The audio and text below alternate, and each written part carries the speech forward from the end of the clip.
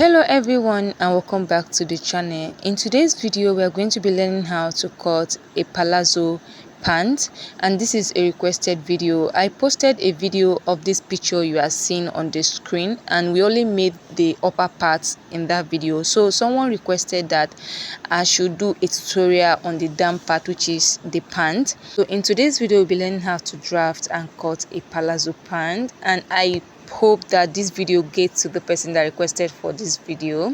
And if you find this video helpful, make sure to like, share and comment just to encourage me. Okay, before we get right into the main tutorial, if you are new on my channel, please do well to subscribe, and most importantly turn on the notification bell so you can be notified anytime we drop new video. If you find this video helpful, please do well to like, comment. Your comment is very important. It will encourage me to do more.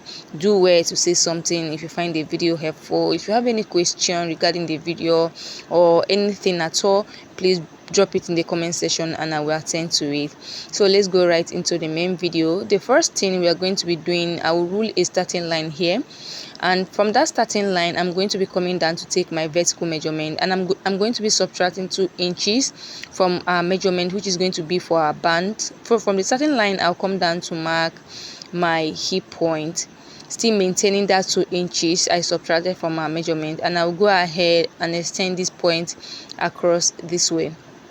So the next line will be our crotch line. I will subtract the 2 inches still and come down to mark my crotch line. To get your crotch measurement, just sit on a flat surface, then take from your waist to the top of what you are sitting on. That is how to get your crotch measurement.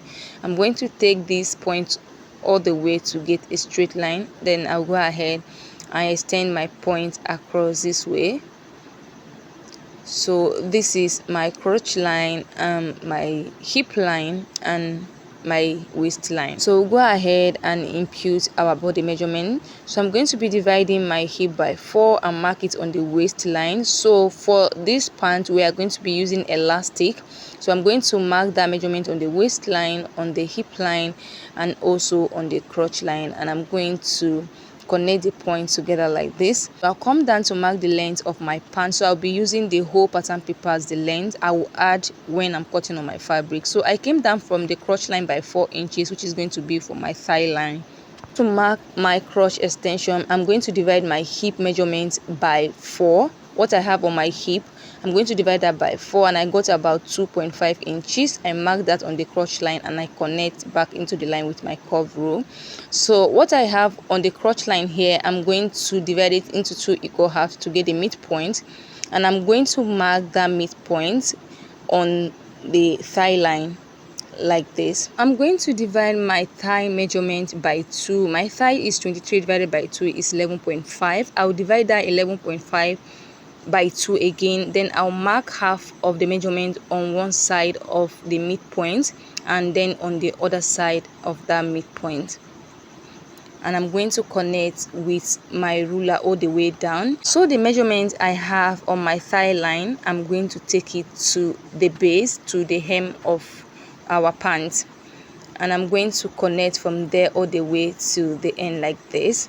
But if you feel like this is not wide enough for you, what you are going to do is to cut through the midpoint, that crease line we have, you cut through it, and you're going to do slash and spread method on your fabric. That will give you more volume. Then on the waistline, I went in from here by 1 inch and I connected back to the hip line. This is not compulsory though, I just wanted to have a nice curve around that area, and this is basically it. For I said earlier, another method to achieve a wide leg palazzo is to cut through the crease line on your pattern paper and then you do slash and spread method.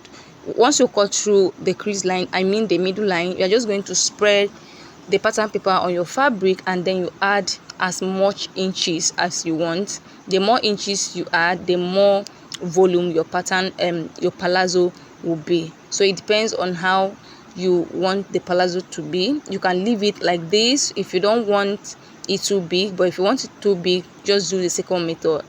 So that is how to go about it. So we are going to keep this aside so we can work on the back pattern. For the back pattern, we are going to use a bigger pattern paper, and you're going to place your front pattern on it this way. You see that we have some allowances at the both side and up here. So I'm going to come up here and go up by 1.5 inches for my waist. For my waist, I'll go up by 1.5 inches. The reason why we are doing this is because we have butt at the back, and for our butt to sit well, we have to make the back pattern higher than the front pattern. And from there, I'm going to connect back into our waist in a slanted form this way. You can see it there. Then on the hip line, I'm going to go out by 2 inches. I'm going to go out by 2 inches like this. Then on the crotch line, I'm going to extend my back crotch by 2.5 inches. And I'm going to connect from that 2.5 inches all the way up. I'm using a dotted line just to connect my line, so that if there is any mistake, I can easily adjust it. And I'm going to connect it back into the waistline this way. Then after connecting, I'm going to come down here to add 2 inches allowance all the way down. I'm going to mark 2 inches allowance all the way to the base, and I'll connect my line back. I'll connect my markings like so. Then on the other side, on this side back, if you are using an Ankara fabric, you need to add like 1 inch sewing allowance on this side. But if you are using a stretchy fabric like the one they use on the thumbnail, you are going to cut your fabric on fold. Then it means that there's not going to be any joining at the side back here like this. So there's no need for you to add any allowance on this other side. So I'm not going to add any allowance on this other side, since we are trying to recreate what we have on the thumbnail.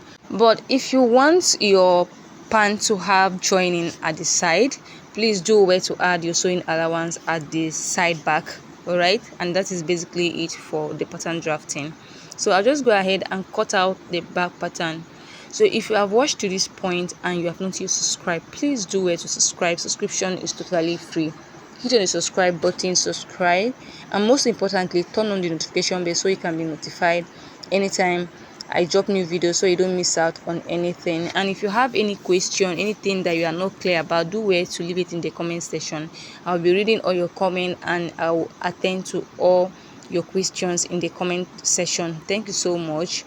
So we have both patterns here, the back and the front.